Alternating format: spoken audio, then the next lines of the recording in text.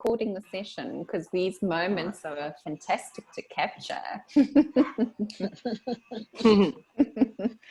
It's for the lockdown book we're composing. You know, we're compiling a book of all these anecdotes, you know, so one day we'll look back and we'll go, at least we did have a few laughs, you know. I don't even want to remember this. I don't want to a book minus many selfies. Yeah. I think me and you can turn on back the selfie so that we can see it. No. She's not buying into it.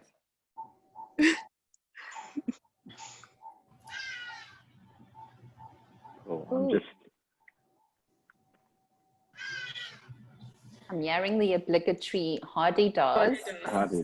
Yeah, just to remind us all that we are in South Africa. Did you guys ever see that video? I think it was Pharrell, or was it Usher? I don't know. It was in a hotel in Joburg, I think. Oh, yeah. Yeah, Pharrell.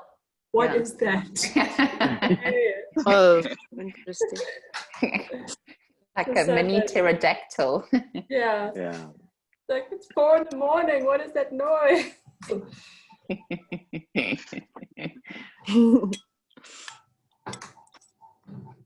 Okay, I think maybe we should get started and the other guys can catch up. Lynn, do you think? I think so. I think we should kick it off. Ian, do you want to kick it off, and then maybe I'll just give a couple of house rules, you know, because what's a good party without house rules, you know? Okay, so you're going to cover that in terms of muting and questions and that kind of stuff. Yeah, I'll do that. Okay, cool. All right, guys. Well, I just wanted to, some of you know Pips, but others don't, and I just want to say what a joy it is to have her back in the family, now the further family. She was part of the key part of the Amapico family. Pips was, she'll tell you a little bit more about herself, but she was the HR director at Red Bull South Africa when we first started Amapico, and was a huge believer in the project and supporter of the project. And what we're going to go through today is a kind of introduction to a process, or it's something that's going to roll out over the next couple of weeks. Really helping you understand in a very scientific way what your strengths are. And Pips will go through a little bit more about the philosophy of this particular approach.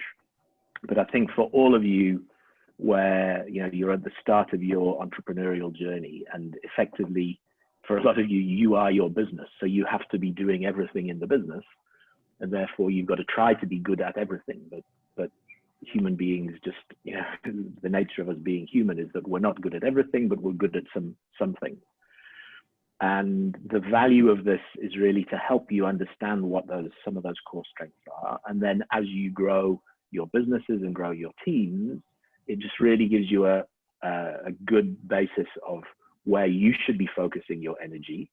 And importantly, what complementary skills you need to bring in with other people into your team, so that you're operating correctly and you're not duplicating, and that you're really optimizing your abilities. So with that, I'm going to hand over to Pips. In fact, Lynn, let's hand over to Lynn quickly and she can do the housekeeping. This thing is not doing anything. Zaz. Lynn, I think you might be on mute. Are you? Yeah.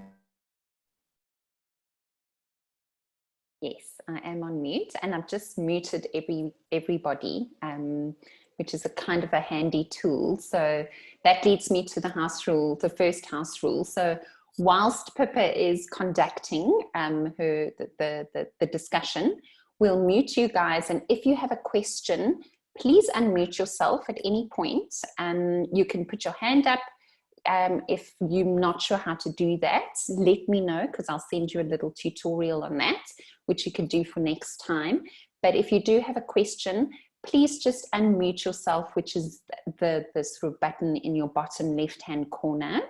Okay, so really that's the only thing. Feel free to ask questions. As you know, it's all about feedback and engagement. And I really want to thank you guys for being present.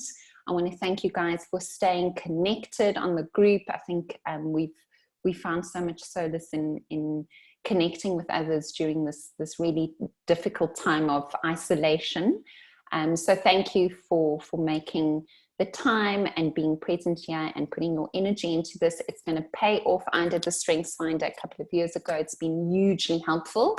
The fact that we have a couple of alumni on the call, I think also speaks to how relevant it is, because they've come back to refresh and they want to know more.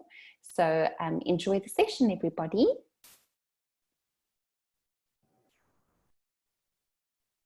Wait, there we go. Can everyone hear me okay? Cool. Okay, guys, so this is the first time I've ever done this online. So just so you know, obviously, usually in a perfect world, we'd be sitting in a room together and there'd be a lot sort of more personal engagement, but it's a new way of working, so we will make it work. If I'm going too fast or if you have any questions, please don't wait until the end. You know, it's a very organic process. I want you guys to be part of it. You know, this is about you, not me. So I really want you to come on the journey and not sort of think, oh, I don't know what she's talking about, because then it just won't be relevant. Cool. So basically, I'll just let you know a little bit about myself. As Ian mentioned, I used to work at Red Bull down in Cape Town. I'm from Durban, so I moved down to Cape Town for the Red Bull role, which was lovely. The Red Bull was great, Cape Town not so much. So I wanted to come back up here. So I'm in KZN now. I'm running my own consultancy business, doing some HR work. I'm so excited to be back into the sort of fold of further. It's, yeah, as Ian said, something I was really passionate about when I was working at Red Bull. So very keen to be part of the team again. I have a little girl, a daughter who is 2.5, and I have 2 dogs. So they keep me busy, and they're all locked out of my study now. So it's rather lovely to be on my own. So hopefully the call can go on for hours on end. Yeah. So I'm going to tell you just what my strengths are. I know this might not make sense to you at the moment, but I'll just give a quick sort of top line of what my strengths are. And then maybe as we go through the call, you will see what I'm talking about a little bit. If, you know, I've mentioned something about a strength and you're like, oh, maybe that's what she's talking about. So basically what we're going to do today is go through the strengths, and everyone will have 5 top strengths. Mine are strategic, positivity, communication, adaptability, and empathy. Now, a lot of those literally are what they say. Like positivity, I see things glass half full. I try to look on the bright side of life. Empathy, I try and walk in other people's shoes before passing judgment, that sort of thing. So, I mean, it's not brain surgery. It's quite obvious sometimes what the names are. And so what will happen throughout this journey over the next few weeks is you will all get 5 strengths.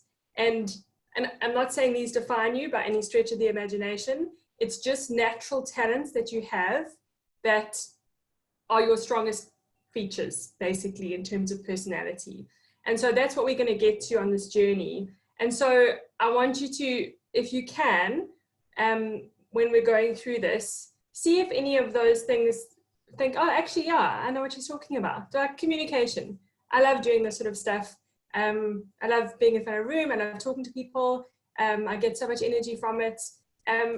You know, a lot of those things as well are part of being in HR. So that's why I love HR, and sort of that's why I gravitated into this career.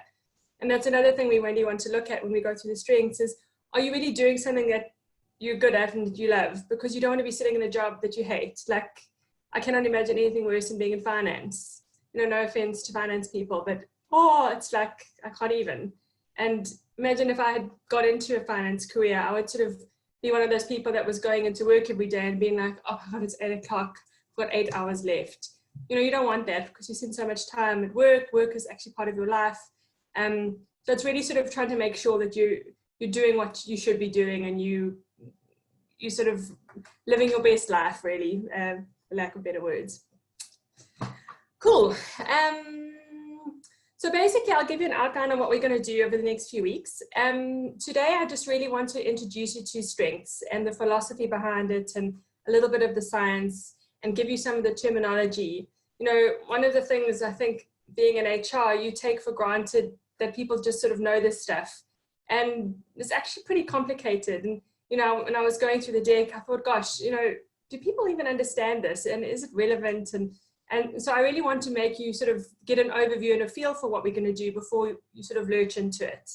So that's what we'll be doing today. And I'll share with you a couple of slides post the session, just so you've got some stuff to look back on. And again, it might be Greek to you at the moment, but at least it gives you a little bit of context and some of the terminology. So when you do get your reports and things, it will mean a little bit more.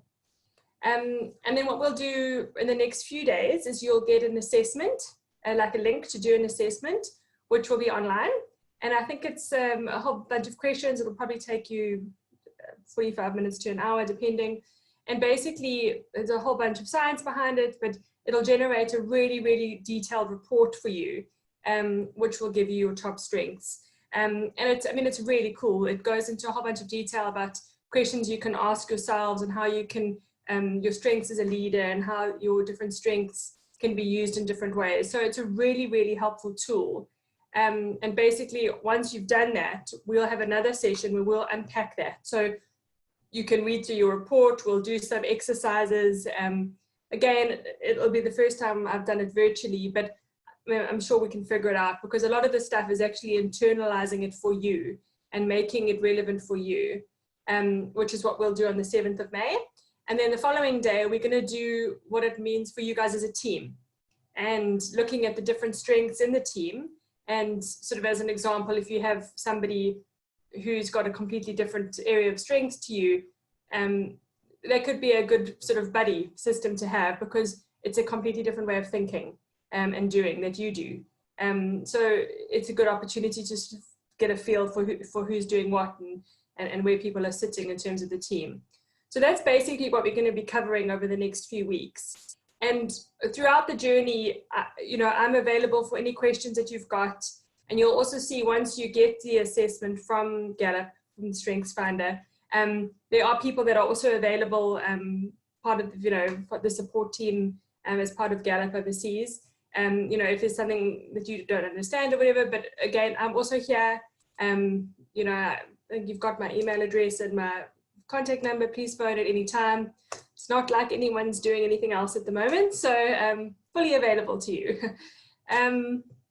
Yeah, so cool. So I want to go into today why we're doing strengths and not any other sort of psychometric tests. Now, there are a lot of psychometrics, there are a lot of personality assessments that we could be doing.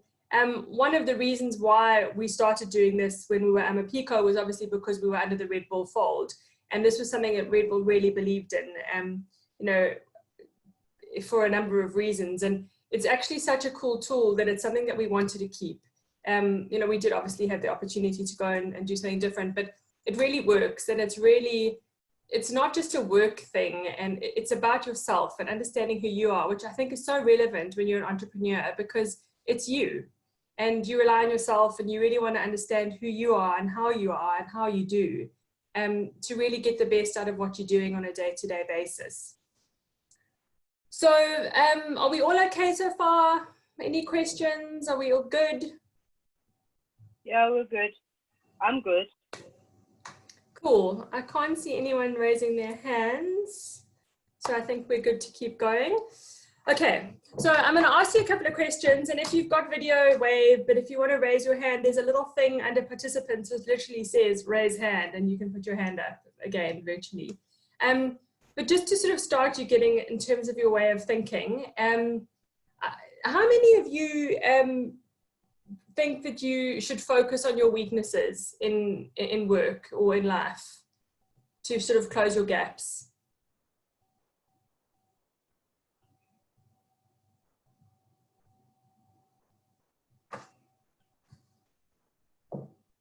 Okay, how many of you want to think that you should focus on your strengths?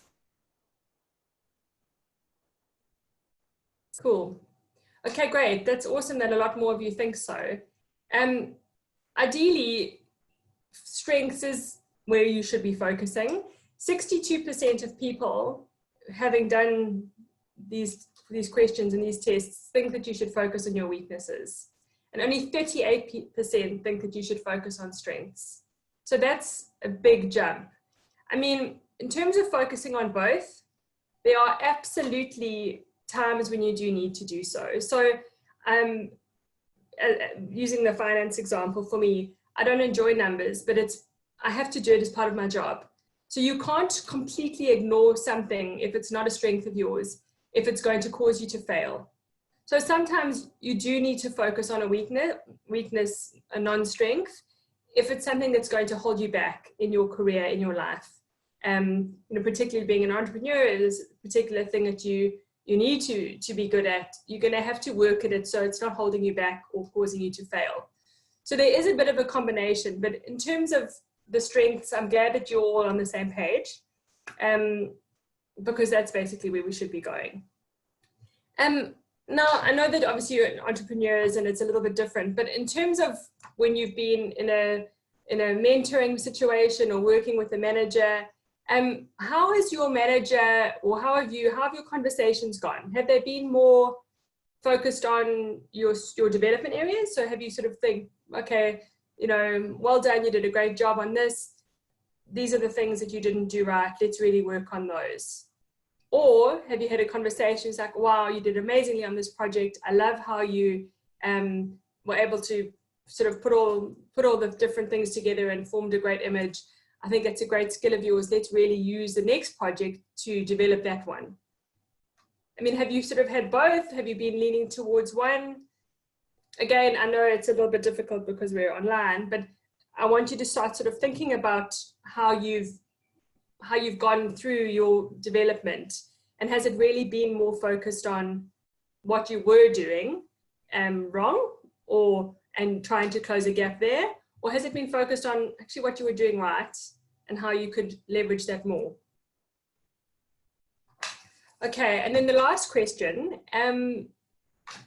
sort of just in terms of your day or your week, if you think about what you're doing and your activities, how much of your day do you spend, or what amount of time do you spend working on your strengths, working on your innate talent, something that you really love doing, that you know that you're good at? 73% of people use their strengths once a week, and 12%, only 12% use their strengths most of the time. That's 12% of people that are fully excelling in something.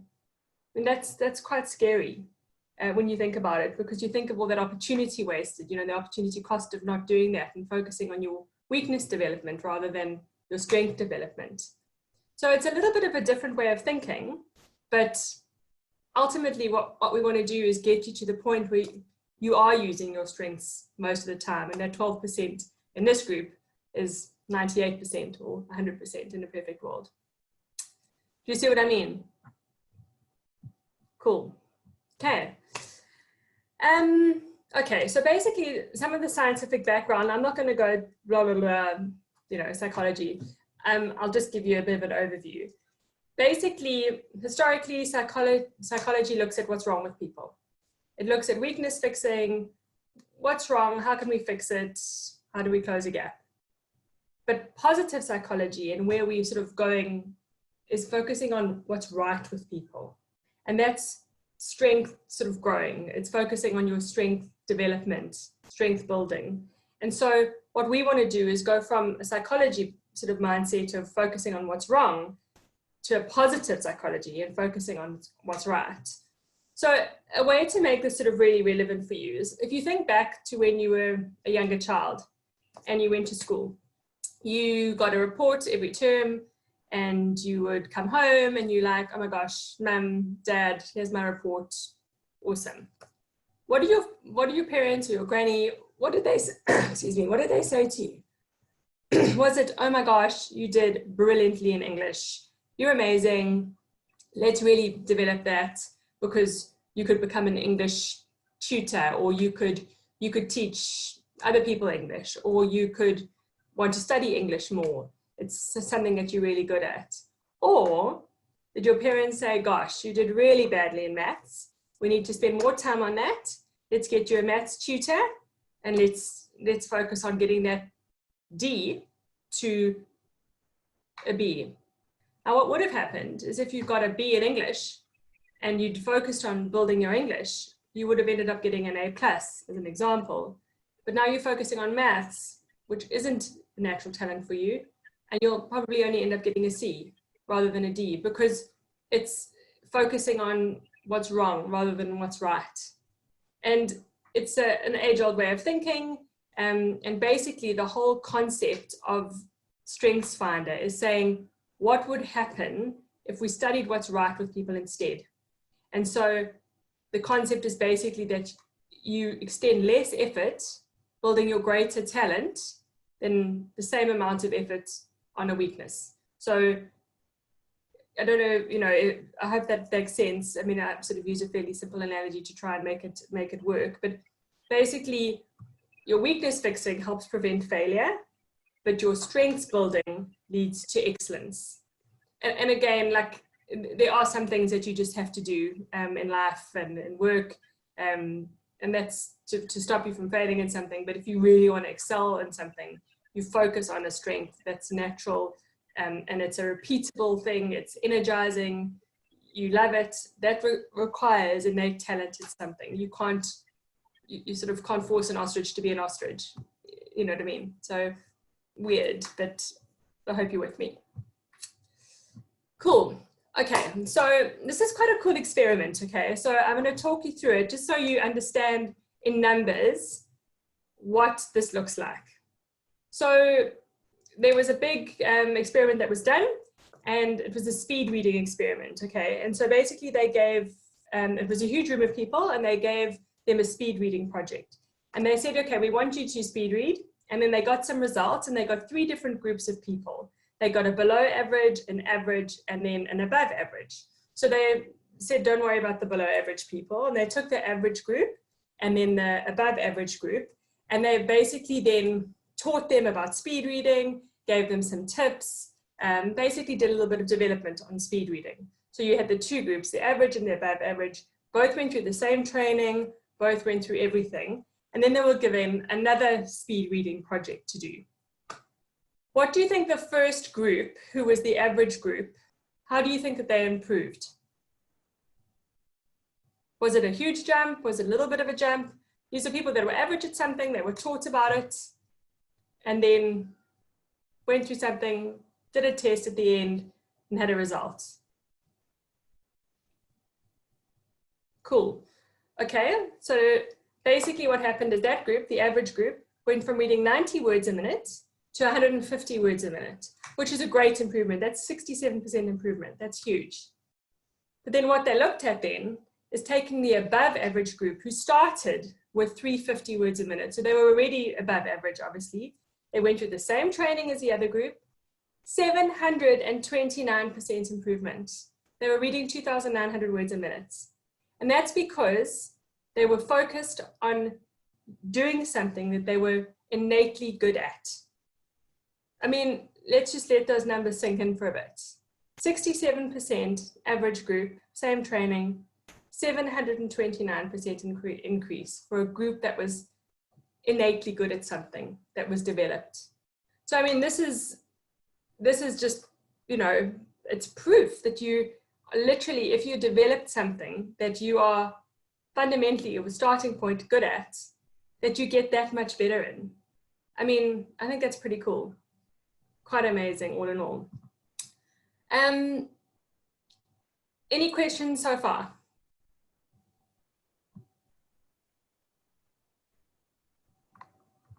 Okay. Cool. Gosh, this is racing through time. Okay, so basically, an overview of strengths and the strengths philosophy is that you have a greater potential for success in specific areas and building on who you already are. So you are somebody, and basically the concept of any psychology and personality assessments and things is you are pretty much formed by the age of 7. And unless you go through a major life trauma, which can obviously alter who you are, that's who you are. And you can be completely different to a sibling, another person in the same environment, because each person is different. But you have that specific area and potential for success in who you are. And if you build on that, then that is how you will succeed in a better environment, rather than focusing something that you're just innately not good at. So that's the foundation of what we're going to talk about today. Now, I think the philosophy is fairly simple.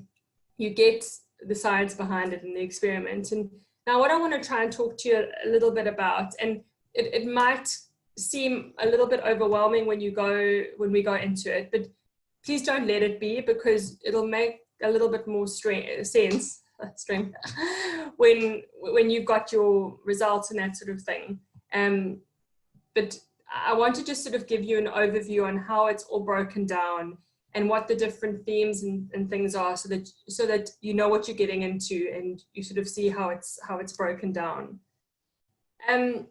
So basically, these are the domains and themes of the Get Up Strengths, okay? So each theme, so the 5 themes, so they're actually the 34 themes. Each of the themes is broken up into a domain. And there are 4 domains, and basically they're grouped on different areas, and we'll go into each one in a little bit more detail. But this sort of helps guide, well, sort of plot where you sort of are. It's the domains are what the themes are divided into, and they're a natural way just to group the different themes and how you work together to accomplish a goal or achieve something. And it's decades and decades of research in terms of how you categorize the talents basically of successful people. And you look at what's right with people, and then each theme will describe what you naturally do best, or what you need from other people to, accomplish more or whatever. So the 4 themes are executing, strategic thinking, relationship building, and influencing. And so when we go into each detail, you'll see that each one is about different things and how they sort of categorize differently. But and what we'll do when we go into the team session is sort of see where everyone's plotted. So imagine even if you have 4 executing and no relationship building, but your entrepreneurship idea is, trying to think out of the box here. Well, is people, like a relationship type of business, then there's a little bit of a gap in terms of your strengths and what you want to do. And so it's quite a useful way to sort of map, how does this done? Where are my gaps? What should I be looking at? Or like fundamentally as a person, it's just great to understand, like, this is sort of where I am, and these are more of my strengths. And it's not to say that there's something right or wrong with you if all of your strengths are in one group, or you don't have any strength in one thing. It's just who you are. Everyone's different, and it's just a way to sort of better understand yourself, which I think is pretty cool. And when you get your detailed report, it's got a lot of sort of insights and sort of questions to ask yourself, and areas for you to really look at and develop. And then again, when we look at the map of our team, you can sort of see, okay, cool, I've got no relationship building strengths, but Lavoyo's got all of his are relationship building, so he's actually a good person for me to work with, or just bounce an idea off, so you get a different opinion. It's just like when you're sitting in a room and you've got a whole bunch of different people, and sometimes you can have just somebody say something and you're like, how did you even think of that? Because it's so not even in your realm of sort of what you would be covering. And that's what's so cool sometimes about, being in a different leadership team or being in a group of people that are so diverse and different, is because you get such different ways of thinking, because everyone's different. And, I think Ian alluded to it a little bit earlier about having different types of people in your team. And it is so important. You don't want to have people who are exactly the same as you. It's a funny thing in recruitment, how so often managers try to recruit people like them, because it's what they know, it's how they're comfortable, and they know that it's easy to sort of manage and control because it's who they are, it's the same. But actually, it's not a great thing to do, because then you end up hiring a whole bunch of people that are exactly the same, and you have no difference in perspective, you've got no challenging conversations, you've got, there's just no diversity of thought, which is really not what you want in a business. So that's just a little bit of an overview, just to give you what we're going to do. And I'm going to go into each domain, and I know, I'm sorry, it's very wordy, but don't be overwhelmed. What I'm going to do at the end of this session as well is I'll share these slides with you, so that when you, and again, it's a very quick overview of stuff. So when you go into it, if yours is Achiever, it'll show you what that really means in a lot more detail. This is just very simple.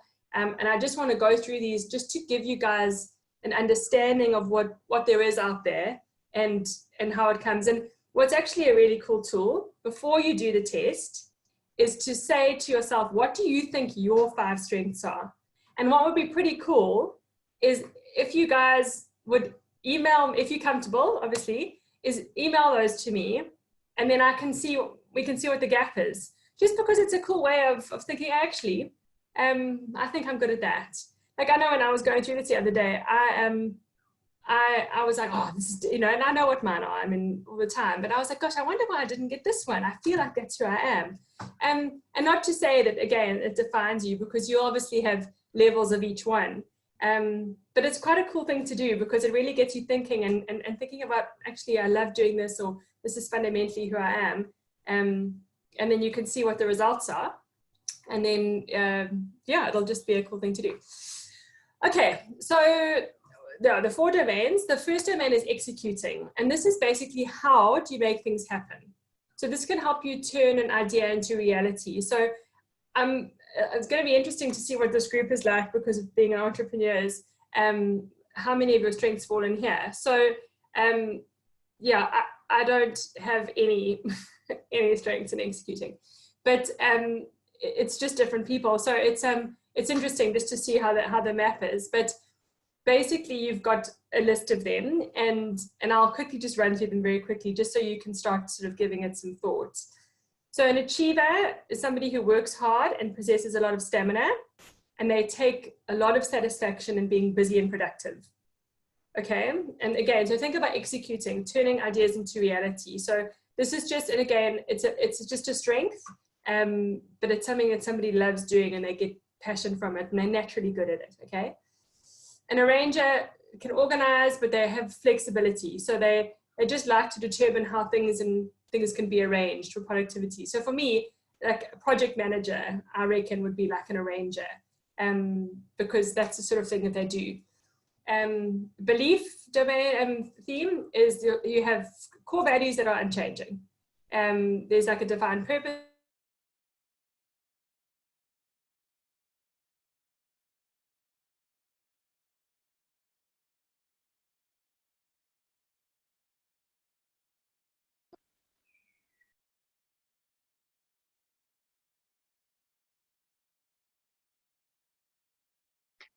Sorry, I just lost sound. I lost sound too. Pippa, we lost the sound on you. Can you I hear? think people offline somehow. I think so too. Let's give it a sec. I think Pippa's just going out and rejoining. Maybe it was her dogs. I wonder, can anyone else from KZN hear us? Yes, I can, Lizzie. Okay, we can't even blame the KZN connection. Yeah. Cool. Anyone done the test that's on this call? Alison, I have. Ian has, not any of our current cohorts, because I have such a fan. Yes, our current cohort is going to do it next week, and then we're going to have a couple of follow-up sessions, as Pippa mentioned. So yeah, It's really cool. It also can be quite revealing. Indeed. Yeah, Ali, we thought it would be useful rather than getting the guys to go online and do the course, just so they understand the context first before they actually do it. Because I think, to your point, Ian, I think if you don't have the context, it's quite tricky, because some of the things that I've done in my test, I didn't think were things that I considered a strength. So I was like, what? You know, so it's really helpful to have the context before. And I think most of the time the reason why we work on weaknesses and strengths is because we fear factors. Would rather like be among people than like, you know, an outlier, the one that is like way out there than average. It's more like trying to, well, I'm talking too much. It's more like trying to be among people rather than, you know, outstanding. Because people, when you're outstanding, people are like, that's weird, you're a nerd or something. I don't know.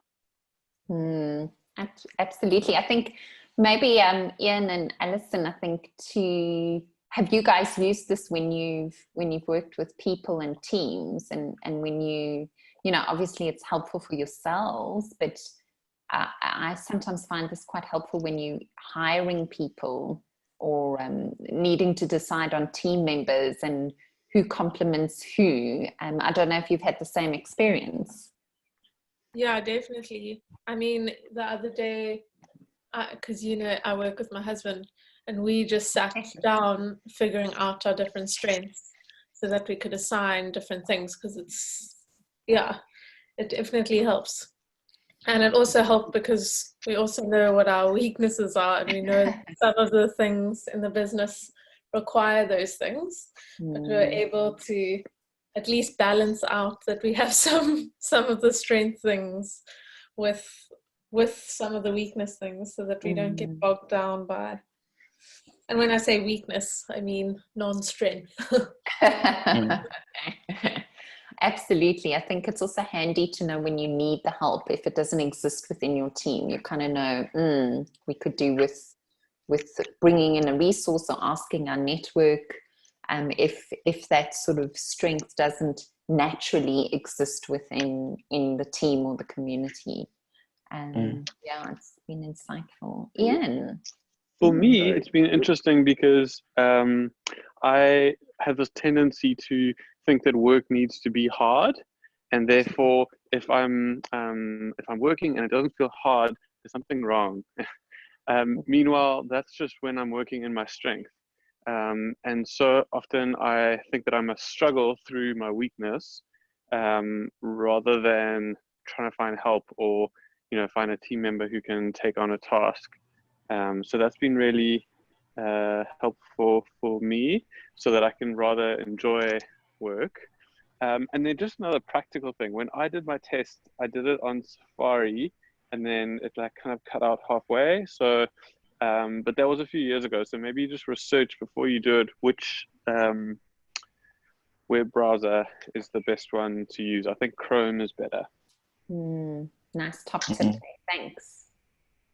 I think I'm the opposite of Ian. I like to do something that I'm good at, which means I feel good when I'm doing it. Like when I do something hard, I kind of feel like I shouldn't really be doing this. I should be getting someone to help me or something else. So yeah, I think that perspective also does have an influence in terms of like recognizing your weakness and your strength. Yeah, totally. It's actually funny though as well, like once you learn your different strengths, like one of mine is competitor, and at first I was so bummed, or not bummed, but it sometimes has a negative connotation to it.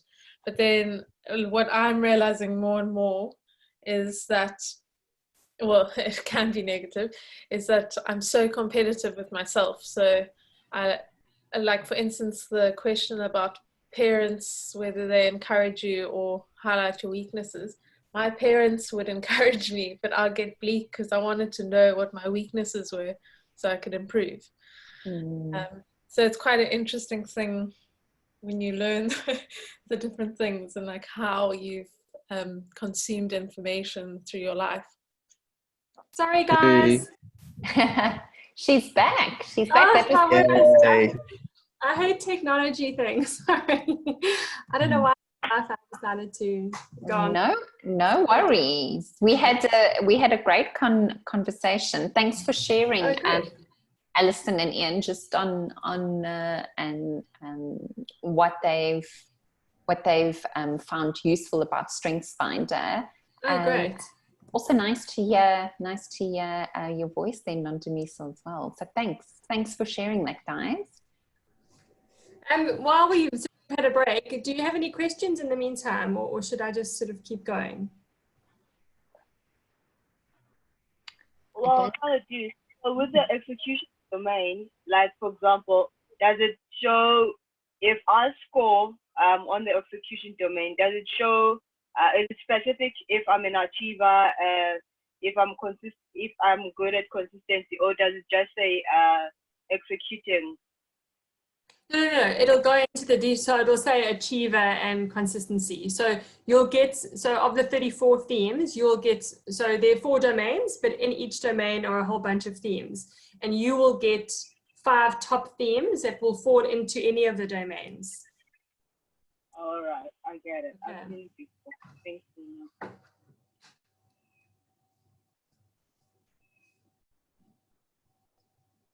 Okay, shall we crack on? I was just talking about consistency before we crashed.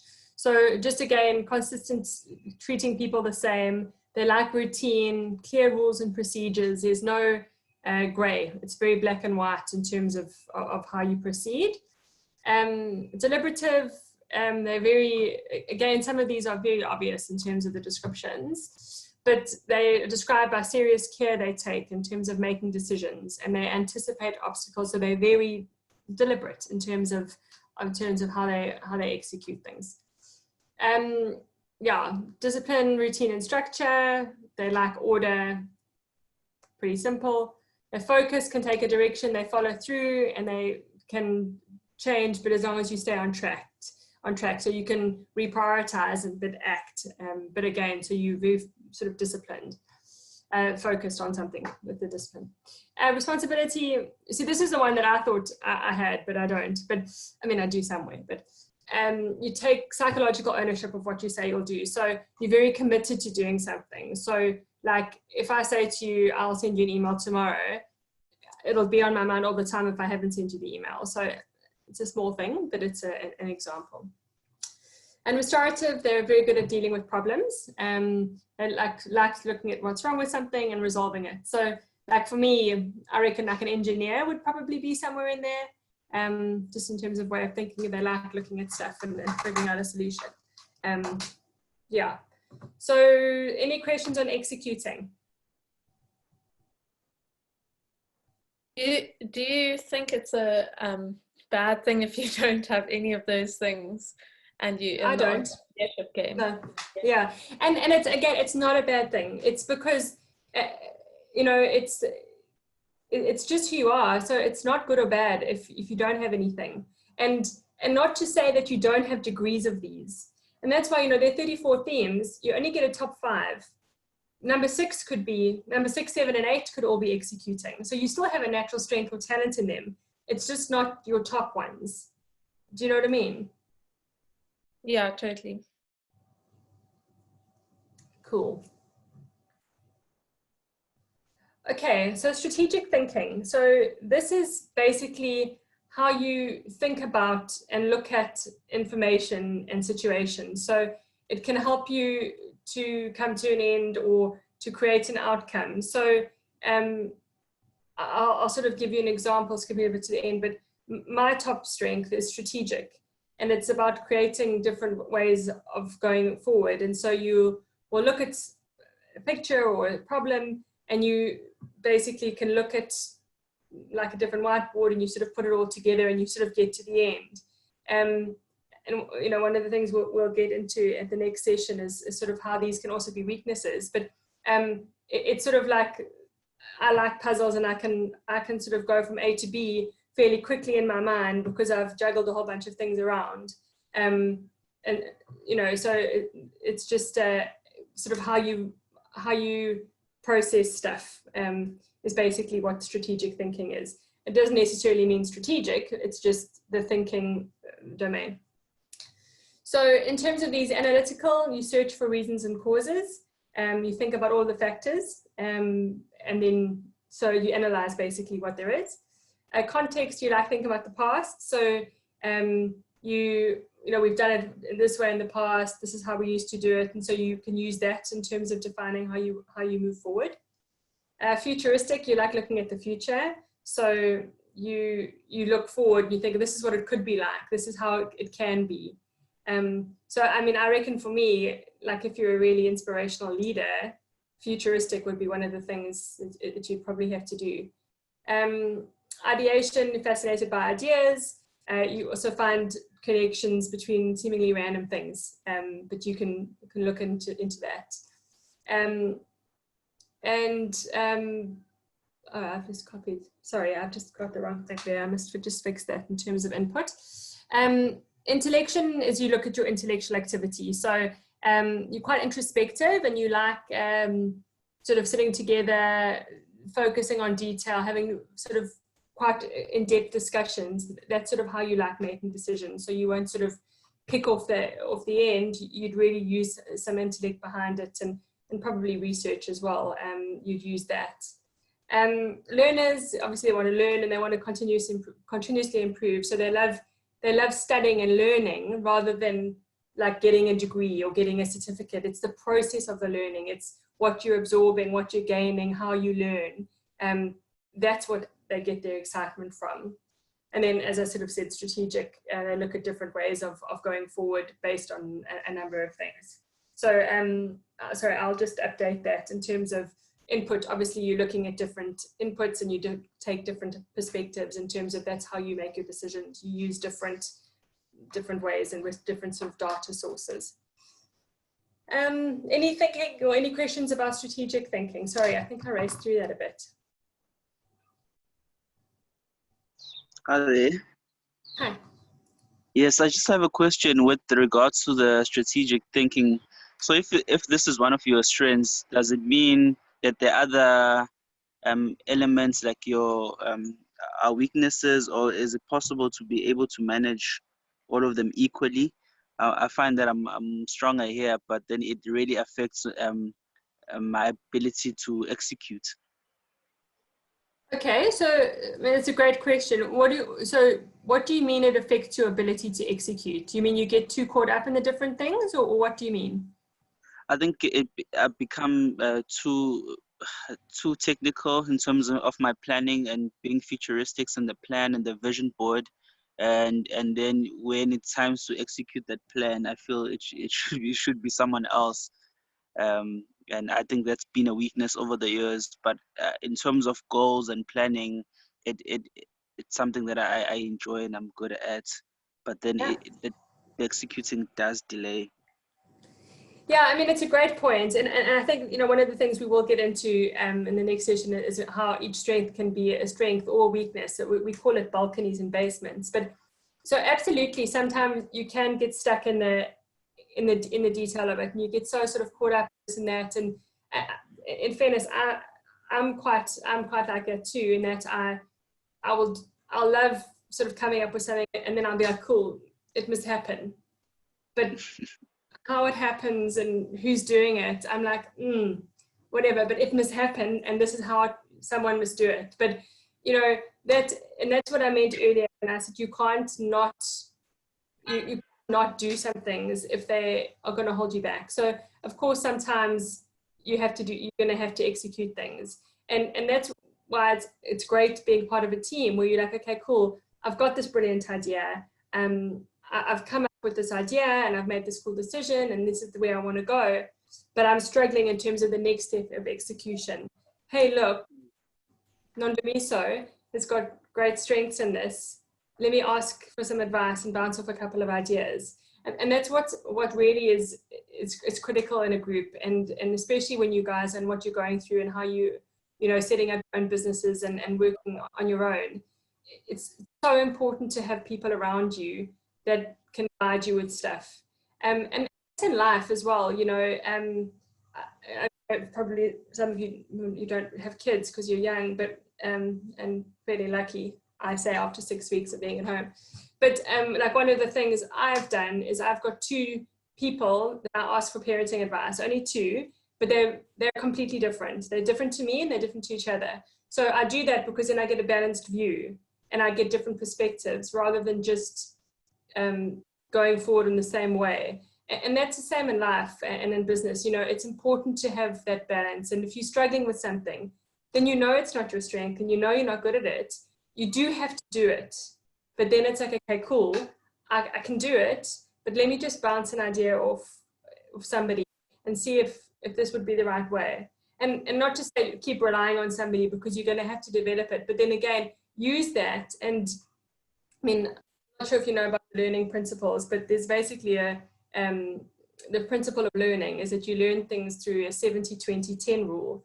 70 doing, 20 relationships, and 10% is only through registered learning. So the more you do something, the more you learn it and the better you will be at it.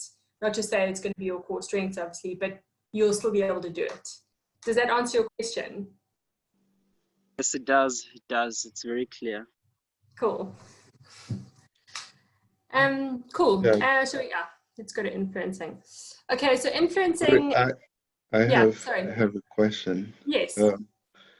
Okay, so thank you. Good morning. My question is very similar to Lindo's question. You've answered most of it, but I still want to ask anyway.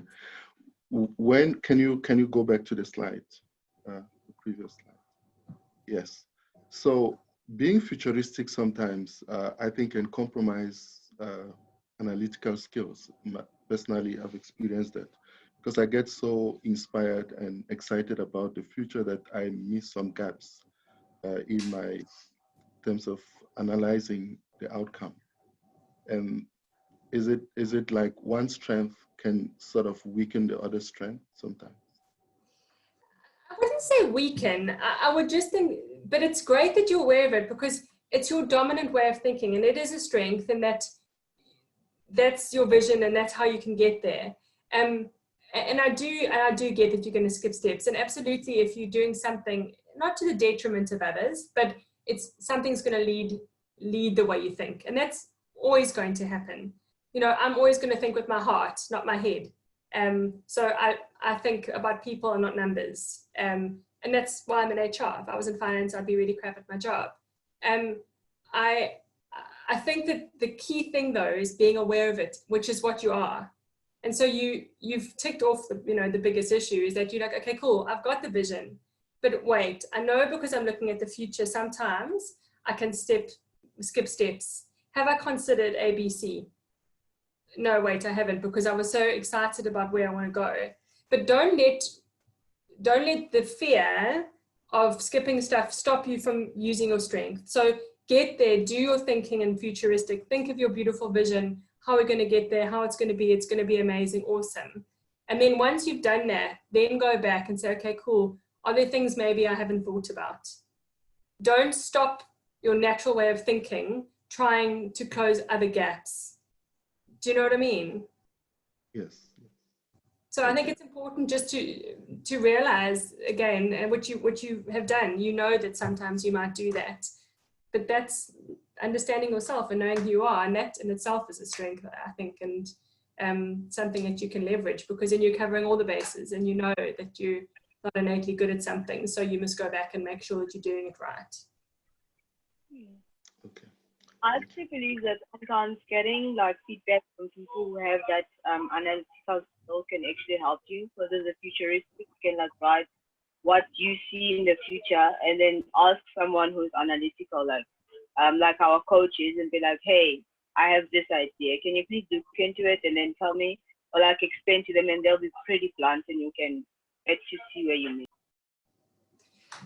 I mean, absolutely. And that's why the relationship thing is so important. But I also think it's important not to rely on others to close your gaps. And I mean, in that, don't think, okay, cool, I'm not going to worry about the analytics because someone else can fix it. Do you know what I mean? You want to build something, especially when you guys are on your own.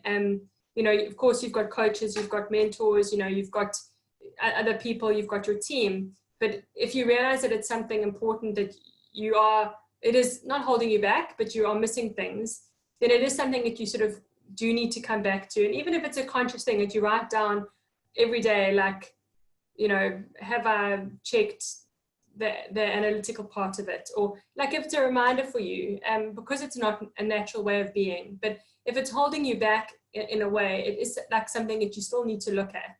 And it's not as enjoyable, I keep talking about the numbers thing. Of course, it's part of my job, but I do it, and I get bored and say I can make mistakes because I want to rush through it. And that's why so often I always have to go back and say, okay, I must just double check it, because I know I don't enjoy doing it. And so if I do it more slowly, or I go back and check it, I can see, okay, cool, I rushed through it because I was so busy to go and present and speak to people and be part of the team that I actually didn't add 2 + 2 properly, and I got 6 and I didn't get 4. Do you know what I mean? So but it's part of my job to get 4. So you've got to make sure that you don't let something that's not your strength hold you back. Does that answer your question? Does that make sense? Yes, thank you. Cool. Okay, so influencing, again, obviously how you influence others. This is quite a cool team one, in terms of, how you manage a team or how you're part of a team, because it can help you take charge or speak up or advocate for others in terms of making other people heard. So these are activator. You can make things happen by turning thoughts into action. So this is a great one, a great person to have like in a meeting, because so often you get people and you have meetings about meetings, and you have someone, okay, cool, we spoke about that. Who's going to do that? Are you going to do it? Okay, cool. You're going to do it by Friday. Fantastic.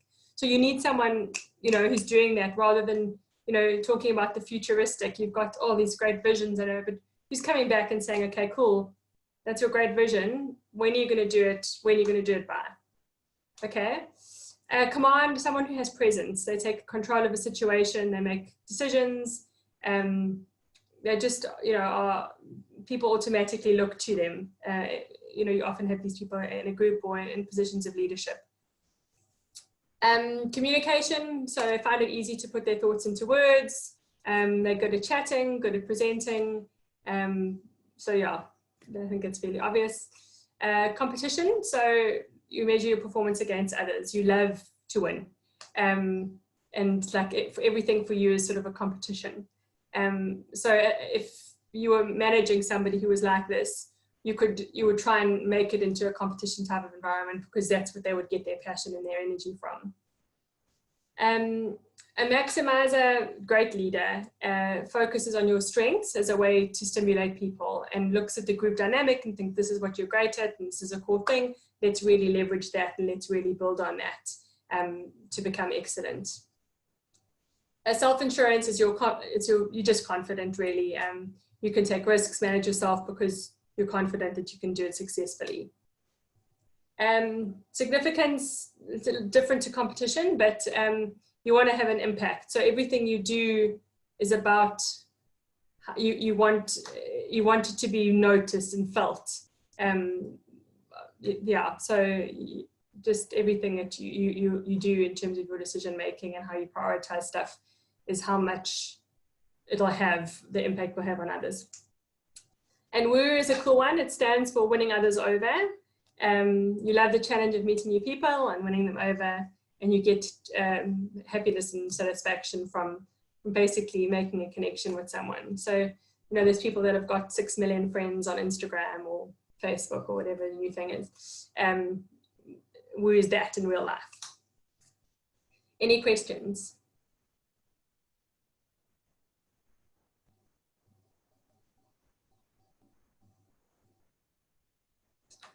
Okay, cool. So relationship building. This is how you build relationships.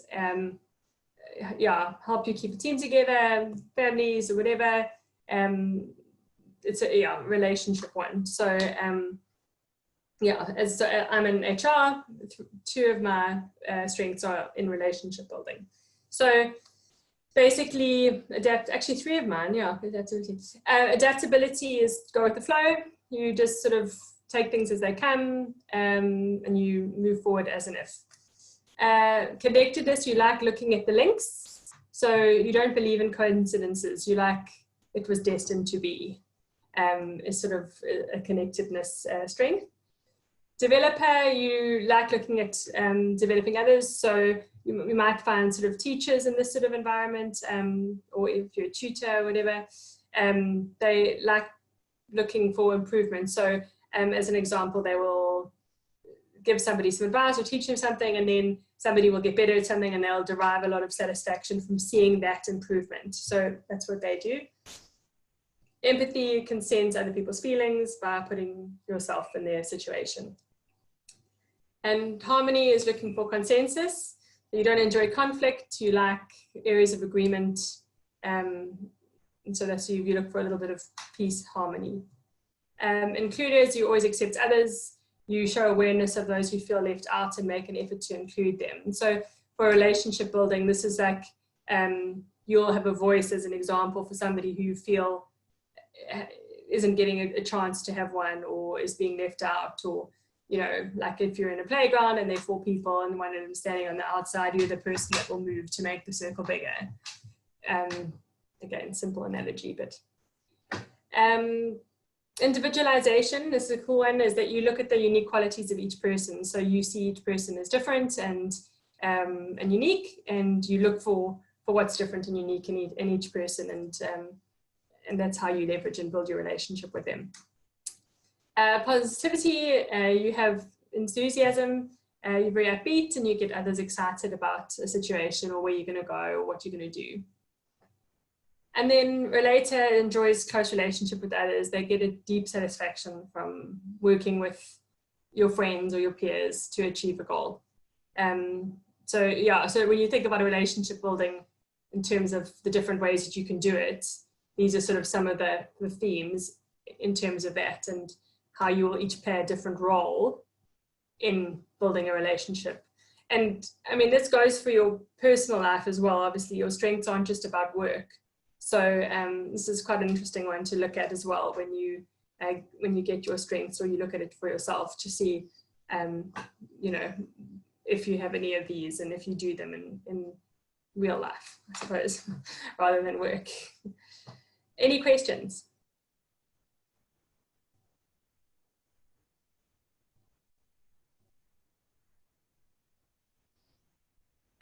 What if you've got, for instance, like different strengths that not contradict each other, but they're quite hard to work together? Yeah, how do you manage that? Yeah, I mean, it's a great question, because it's who you are. So it's almost like you doubt yourself, because you're sort of 2 different parts, you know, are playing against each other in a way. I think the different circumstances or different environment would look for you to lean towards a different one. And I think what's important is for you to understand that that's how you are, and also not to get stuck in the equilibrium of, okay, cool, I like going with the flow, but I am analytical, sort of as an example. Those are quite contradictory, but then you sort of use them together. You say, cool, I like having all the data and everything for me, but in terms of where we go, I'm pretty chilled because I know that I've got the information I need in any situation. So it's a tricky one, and in that sort of situation, what I would do is really look at, in each situation, look at which strength would serve you better, I would say. And when you get your reports and you've got like lots of really cool insights and stuff for you to have, is also like, what is you're automatically going to have one that's going to be stronger, or one that you're going to use as a preference, because that's fundamentally who you are. And use that one and leverage that one, but again, not to the detriment of others, but I would say lead with something that your gut feel is. Yeah, it's a tricky one, because I would also say that you don't want to ignore another part of you if that's your gut and you sort of relying on one. I would say it'd have to be situational, and I would use the knowledge to make sure that you are making the right decision.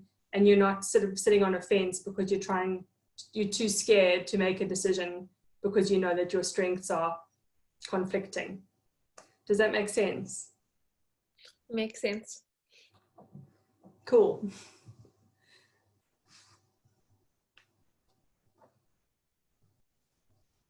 Any other questions? Okay, so I feel like I've raced through this, I'm sorry. But I really want you guys to sort of know what we're getting into, because what's going to happen next is you're going to get an invite to do your own assessment. And then you're going to get this like full-on detailed report. I mean, it's sort of, yeah, it's very long. It's like 20 pages, and it's all about how ideas for you and action in each strength.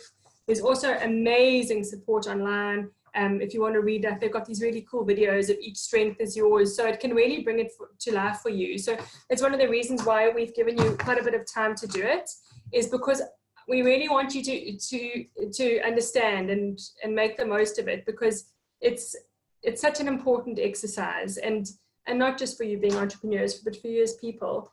And so I mean, I know it's quite weird and different and a lot to take in, but I mean, are you guys clear on sort of what we're doing and why, and a little bit about what it'll look like? Are you okay with that? Are you clear on the next steps? Does the context make sense to you? How are you all feeling?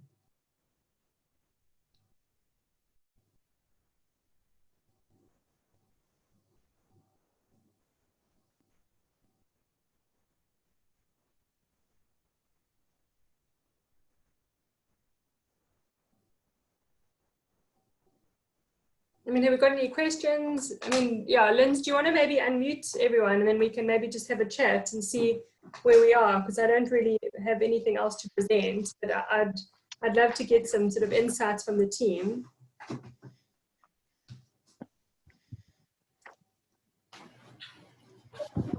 I think it's okay.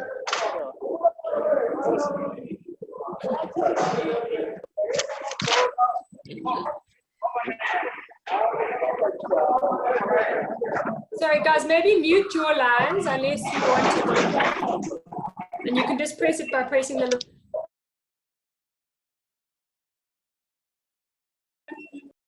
Also, if you hold in space bar, it automatically unmutes you. How's it, Pips? Thanks so much for the rad session. Oh, pleasure. Yeah. I have a question. Yes. So I've been told that apparently you can do another test which will then like tell you like where you're all 34, where you like ranked. So you can find out, like, for example, that you like your 34th strength is harmony. Yeah.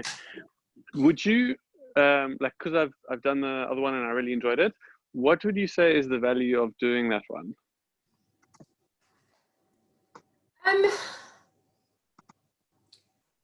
Yeah, I guess my question would be why. So yeah, if your 34th strength is harmony, cool. What are you going to do about it? I guess, you know, obviously it's always nice to understand a little bit about who you are, but for me, the foundation and the fundamental of it is trying to develop your strengths and using them more. And for me, you can't do that with 34 things. So I think that's why they've got 5. And there's another report, I think, where you can actually get 10. And then the 34. I mean, yeah, it's cool. But again, I think unless you sort of wanted to know, okay, cool, that's what I'm weakest in is harmony. Cool. But I wouldn't, yeah. I don't know. Like, I think you can also get caught up in something where you're like, oh my gosh, my 18th strength is analytical. So I must think about that. Like you also don't want to get too caught up in it. I mean, fundamentally, this tool and what it is just telling you in a scientific way who you are and your natural way of thinking. So like, don't question it too much, would be sort of what I would say.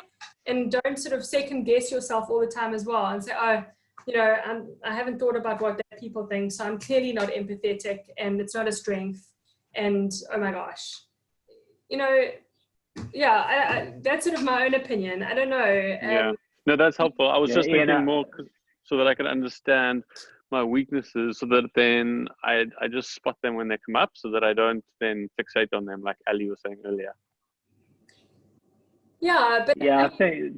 sorry, no, go. No, sorry, but yeah, no, just on that, Ian. Yeah, I think the point, you're right. If, as long as you're using them in that sense, that you're aware of them, but you don't obsess with them, because the danger is you look at the, you know, your numbers 32, 33, and 34, and you don't like the fact that those are what they are, and you think you better do something about it. But that fights against the whole principle of the thing, that, like Pip said with the speed reading thing. You know, unless you're good at something, if you're really bad at it, you're bad at it for a reason, and no amount of effort is really going to make you that much better at it. So why obsess with it?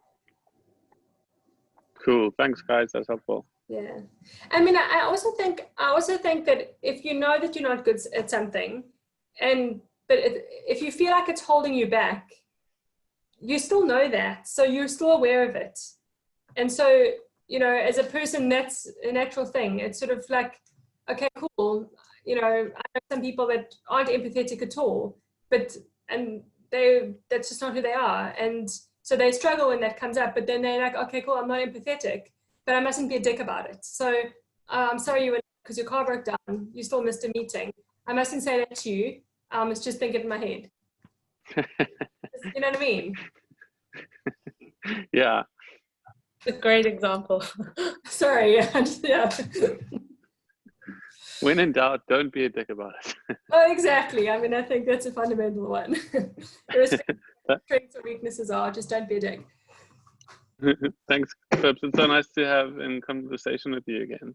Oh, no, you too. I've missed you guys.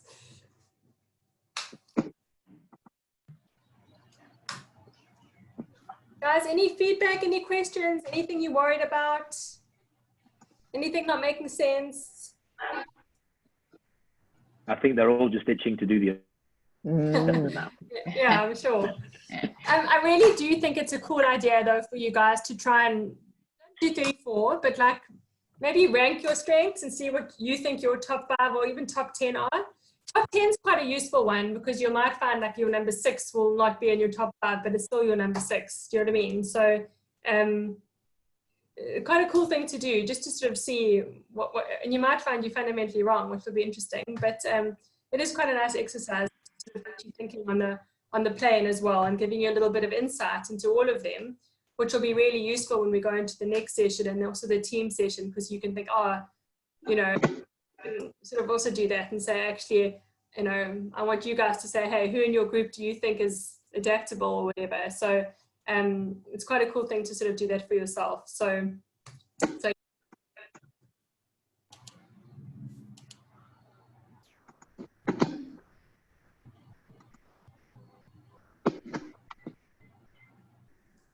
cool. Well, guys, if there are no more questions, I think that's it from me, Ian. Wait, sorry, one more question. Pips, what's your new company called? So we can like tag and shout out. It's called Pezulu HR. I'll send you, I think it's on Lynn's, no, I think I got it on my own. I'll show you. I sent your LinkedIn profile, so it's Pezulu HR. Yeah. Awesome. Cool. Well, Pips, yeah, I think that was awesome, and you didn't rush through it at all. I think it was very clear and methodical. So guys, yeah, as it says, you're going to be getting a link from us to go online. There'll probably be a code that you have to put in, and put some proper time aside for it. And like always with these psychometric things, don't try and guess the system. Don't try and, because it's already pre-programmed not to let you do that. So there's no point trying to say, well, what do I think they want to hear, or what would I like to be done? Just do it as honestly as you can. Yeah. And I think it's, if I remember, Pip, from when I did it, you're only given a certain amount of time to answer each question. So you don't have it, so it has to be your instinctive response to a particular situation. So just do it. And the important thing to know is that of all the strengths, there are no more important or better strengths than others. They're all strengths. So, Exactly. you know, it's, again, this isn't a sort of a competition to get the best strengths. The strengths are what they are who you are. And the important thing is to know that and understand how to work with it. So Pip, Yeah, thanks so much. Don't pretend to be something you're not, because then you just, you know, it's not going to work. You know, it's just about understanding yourself better and how you can be better at being you. Absolutely. The journey of self-discovery, I guess, Yes, you know, exactly. and just because it doesn't naturally come to you, it doesn't mean it's the worst weakness in the world. Yeah. I think that's the thing. I think you've always got to acknowledge that you have natural God-given strengths, and other things aren't necessarily the weakest of the weak. They're just less strengthy. Yeah, exactly. Cool. Thank you so much, guys. I'll send you meeting requests for the next 2 sessions. They're going to be back to back on the 7th and the 8th of May, where you'll be focusing on your talents using your strengths, and then that will be on the 7th, and the 8th of May will be strengths focused teams, which I think will be super cool as well. It will be the same time, and the sessions will be more or less an hour and a little bit for questions. So yeah, so please I diarize, keep it in the back of your minds, but I'll also send you guys a little meeting request as well. And maybe when you send the meeting request, just CC me in or put me on as well. Then everyone's got my email address. Cool. Will do. Awesome. Thanks, everyone. Thank you, guys. Thank you. Thanks so much. Amazing. Thanks, guys. Have a great weekend. Lovely to see you. And yeah, you take care, guys. Chat soon. Bye. Thanks, everyone. Bye. Bye.